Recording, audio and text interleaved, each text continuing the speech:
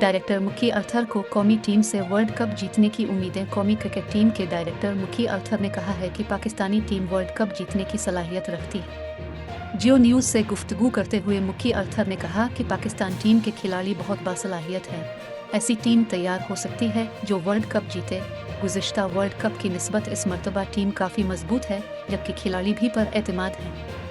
उन्होंने कहा है, न्यूजीलैंड के खिलाफ T20 सीरीज़ में पाकिस्तानी टीम की कारकर्दगी इत्मीनान बख्श नहीं थी, ताहम वनडे सीरीज़ में टीम ने शानदार कारकर्दगी का मुजाहरा किया।